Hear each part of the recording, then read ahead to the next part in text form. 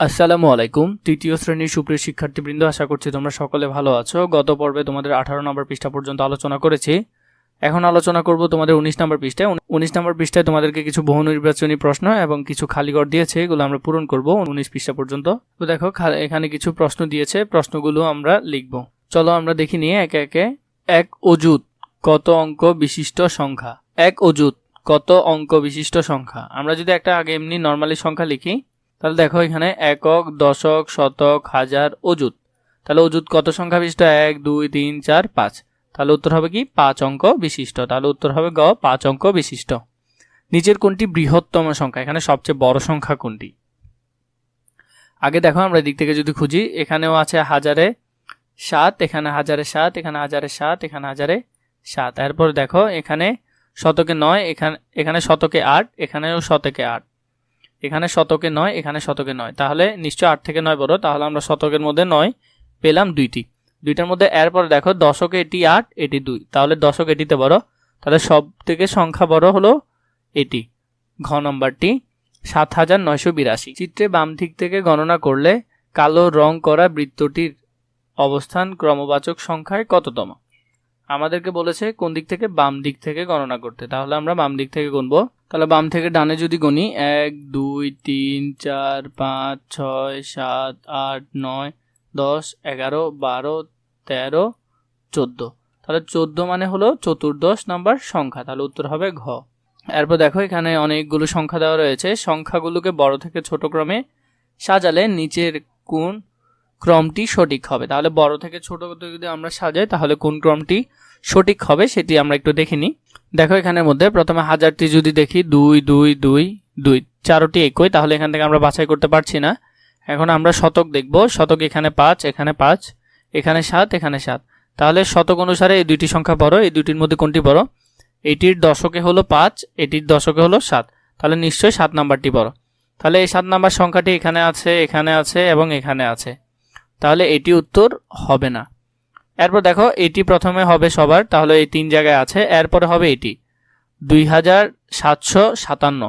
তাহলে 2757 কোথায় আছে? এখানে আছে, এখানে আছে, এখানে আছে। তাহলে এই তিনটি এখনো পর্যন্ত হবে, এটির কাজও শেষ। এটার শতক 5, এটার শতক 5, এটার দশক হলো 9, এটার দশক 7। তাহলে এ অনুসারে এটি হলো বড়। তাহলে 2597 কোন জায়গায় আছে? 2597 এখানে আছে, 2597 এখানে আছে। এটি তাহলে উত্তর এখানে হবে না, এটি যাবে কাটা। এরপর দেখো তাহলে এখানে এবং এখানে এটি আছে, এরপরে বসে যাবে এটি 2579। 2579 এখানেও আছে, এখানেও আছে। তাহলে সঠিক উত্তর হবে ক এবং গ, এই দুটি সঠিক উত্তর হবে। 5 10 15 20 25 30 প্যাটার্নটির নিয়ম কত? তাহলে দেখো পার্থক্য কত? 5 থেকে 10 এর পার্থক্য হলো 5 যোগ করতে হচ্ছে, এখান থেকে এখানে 5 যোগ করতে হচ্ছে, এখান থেকে এখানে 5 যোগ করতে হচ্ছে। প্রতি ক্ষেত্রে কত বৃদ্ধি? তাহলে 5 বৃদ্ধি। তাহলে উত্তর হবে ক, 5 বৃদ্ধি।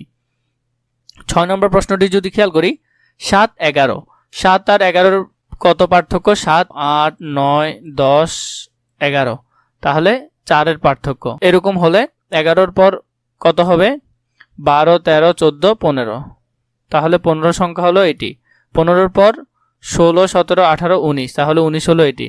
19 পর আরো 4 দিলে 20 21 22 23, তাহলে 23। তাহলে সঠিক উত্তর হবে ঘ।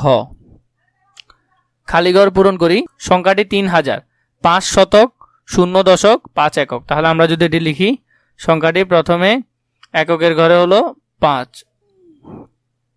দশক হলো 0, শতক হলো 5, হাজার হলো 3। এরপর দেখো সংখ্যাটি 7104 দশক 5 একক। তাহলে এককের ঘরে হলো 5, দশকের ঘরে হলো 4, শতকের ঘরে হলো 1, হাজারের ঘরে হলো 7।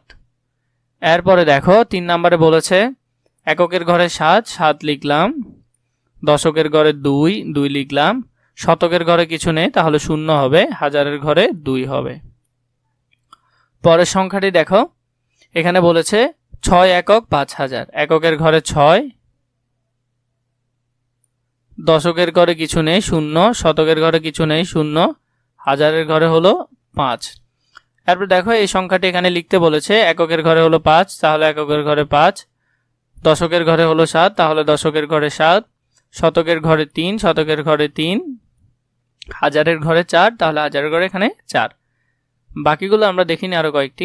6 নাম্বারটি দেখো, এখানে এককের ঘরে হলো 9, তাহলে এককের ঘরে 9, দশকের ঘরে 0, 0, শতকের ঘরেও 0, হাজারের ঘরে হলো 4, অযুতের ঘরে হলো 5।